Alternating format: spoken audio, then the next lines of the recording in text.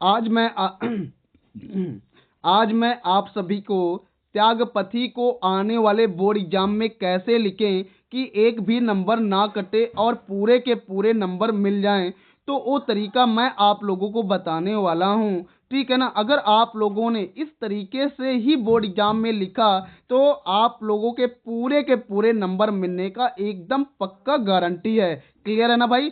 तो चलिए हम लोग बिना देरी किए हुए त्यागपति को कैसे लिखेंगे आने वाले बोर्ड एग्जाम में वो तरीका भी देखते हैं, और साथ में मैंने इसे इतना आसान तरीके से लिखा ना कि आप लोगों को सुन करके ही याद हो जाएगा, है ना भाई। तो चलिए शुरू करते हैं। और मैं आप लोगों को बता दूं, त्यागपति के पांचों सर्गों को एक ही वीडियो में आपको मिल जाएगा, है ना भाई। चलो शुरू करते हैं। सबसे पहले आप लिखेंगे प्रथम सर्ग। प्रथम सर्ग में कौन सी घटना भाई, ध्यान से आप लोग देखिएगा।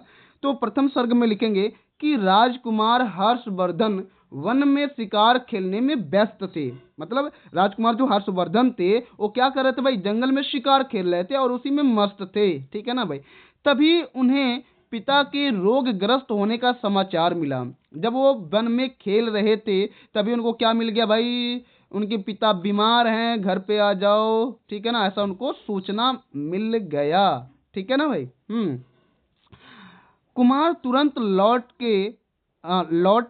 कहाँ भाई, लौट आए। ठीक है, वहां से तुरंत जैसे ही सूचना उनको मिला तुरंत वो क्या हुए, लौट आए।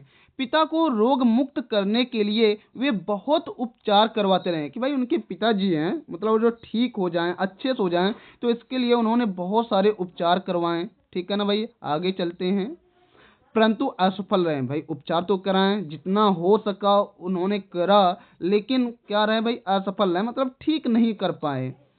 उनके बड़े भाई राजवर्धन उत्तरापथ पर होड़ों से युद्ध करने में लगे हुए थे। ठीक ना, मतलब जो हर्षवर्धन थे उनके एक बड़ा भाई थे राजवर्धन। ठीक ना, ये कह रहे थे, मतलब ये क्या कर रहे थे, तो उत्तरापथ में होड़ों को, जो वहाँ के होड़ थे, तो वहां से क्या कर रहे थे, युद्ध कर रहे थे। हर्ष ने दूत भेजकर पिता की अस्वस्थता का समाचार उन तक पहुंचाया। ठीक है ना भाई। उधर उनकी माता ने अपने पति की अस्वस्थता को बढ़ता हुआ देखकर आत्मदाह करने का निश्चय किया कि भाई जब मेरे पति ही नहीं रहेंगे तो मैं जी करके क्या करूंगी। ठीक है ना, और इस लाते हुआ आत्मदाह करने की सोच रही थी कि भाई जब मेरे पति नहीं रहेंगे तो मैं भी इस दुनिया में नहीं रहूंगी। ठीक है ना।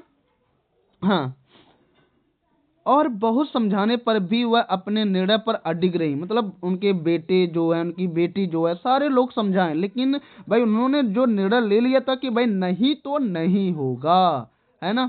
और पति की मृत्यु से पूर्व ही आत्मदाह कर लिया। भाई उन्होंने क्या किया, मतलब उनके पति मरे भी नहीं थे कि उन्होंने आत्मदाह कर लिया, अपने आप को मृत्यु के हवाले कर दिया, है ना भाई। ये होती हैं भारत की नारियां। आजकल की तो नारियां पता नहीं क्या हो गई हैं। हाँ भाई, चलिए ठीक है। कुछ समय पश्चात हर्ष के पिता की भी मृत्यु हो गई। कुछ समय के बाद मतलब वो लोग भी मर गए। पिता का अंतिम संस्कार करके हर्ष दुखी मन से राजमहल लौट आए। ठीक है भाई, ये आपका प्रथम सर्ग हो चुका। मतलब अब बात करते हैं द्वितीय सर्ग में। द्वितीय सर्ग में लिखेंगे कि पिता की मृत्यु का समाचार सुनकर राज्यवर्धन भी अपने नगर लौट आए। माता पिता की मृत्यु से व्याकुल होकर उन्होंने वैराग्य लेने का निश्चय किया। मतलब कि यार जब दुनिया में जब माँ बाप ही नहीं है तो हम लोग मतलब इस सब राज्य का सुख भोग कर क्या करेंगे। अब हम लोग भी राज्य का सुख नहीं भोगेंगे और वनवास को धारण कर लेंगे, वैराग्य हो जाएंगे, साधु संत बन जाएंगे। परंतु तभी उन्हें समाचार मिलता है कि मालव राज ने उनकी छोटी बहन राजश्री को बंदी बना लिया। मालव राज मतलब कोई राजा था, उन्होंने क्या किया, मतलब उनकी जो छोटी बहन थी राजश्री, उनको क्या कर लिया, बंदी बना लिया, और उसके पति ग्रीवर्मन को मार डाला। इतने कमीने रहते थे सब सारे। यह सुनकर राज्यवर्धन सब कुछ भूलकर मालव राज को परास्त करने चल पड़ते हैं। वह गौड़ नरेश को हरा देते हैं, पर गौड़ नरेश धोखे से मार्ग में उनकी हत्या करवा देता है। ठीक है ना भाई। तो इस तरीके से आप देख रहे हो ना, कहानी बहुत मतलब दिलचस्प के साथ साथ मार्मिक भी है। जब ये समाचार हर्षवर्धन को ज्ञात होता है तो वह विशाल सेना लेकर गौड़ नरेश से युद्ध करने के लिए चल पड़े हैं। ठीक है ना। परंतु सभी सेनापति से उन्हें अपनी बहन के वन में जाने का समाचार मिलता है, जिसे सुनकर वह अपनी बहन को खोजने वन की ओर चल पड़ते हैं। वहां एक भिक्षु द्वारा उन्हें राजश्री के आत्मदाह करने की बात पता चलती है। मतलब खोजते खोजे जाते हैं, तब तक एक कोई भिक्षु मिल जाता है, तो उसे ये पता चलता है कि भाई जो राजश्री है वह आत्मदाह करने चली चली गई है। हाँ। शीघ्र ही वहां पहुंचकर वह अपनी बहन को ऐसा करने से रोक लेते हैं और कन्नौज लौट आते हैं। मतलब जो भी भिक्षु बताया होगा ना कि भाई उधर गई है आत्मदाह करने के लिए, तभी मतलब जो हर्षवर्धन थे वो जाकर के तुरंत क्या कर लेते हैं, रोक लेते हैं। अब बात करते हैं तृतीय सर्ग में। तृतीय सर्ग में लिखेंगे कि भाई इस सर्ग में सम्राट हर्ष की इतिहास प्रसिद्ध दिग्विजय का वर्णन है। 6 वर्षों तक निरंतर युद्ध करते हुए हर्ष ने समस्त उत्तराखंड को जीत लिया। उन्होंने कश्मीर, मिथिला, बिहार, गौड़, उत्कल, नेपाल, वल्लभी, सोरठ सभी राज्यों को जीत लिया तथा यवन, हूण आदि विदेशी शत्रुओं का नाश करके देश को शक्तिशाली एवं सुगठित राज्य बनाया, है ना भाई। और अनेक वर्षों तक धर्म पूर्वक शासन किया। उनके राज्य में धर्म, संस्कृत और कला की भी पर्याप्त उन्नति भी हुई। उन्होंने कन्नौज को ही अपना विशाल साम्राज्य की राजधानी बनाया। अब बात करते हैं चतुर्थ सर्ग में। चतुर्थ सर्ग में लिखेंगे कि इस सर्ग में राजश्री हर्ष और आचार्य दिवाकर के वार्तालाप का वर्णन किया गया है।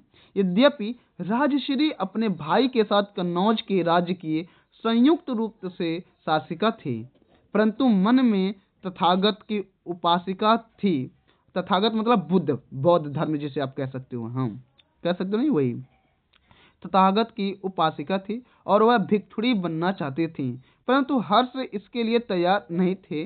बाद में आचार्य दिवाकर ने राजश्री को मानव कल्याण में लगने का उपदेश दिया। राजश्री ने उनके उपदेशों का पालन किया और वह मानव सेवा में लग गई। इस तरीके से उन्होंने भिक्षुणी बन गई, कौन, राजश्री ने। ये सब भारत के नारियों का गौरव था भाई। पंचम सर्ग। इस सर्ग में हर्ष के त्यागी और व्रती जीवन का वर्णन किया गया है। हर्ष ने प्रयाग में त्याग व्रत का महोत्सव मनाने का निश्चय किया।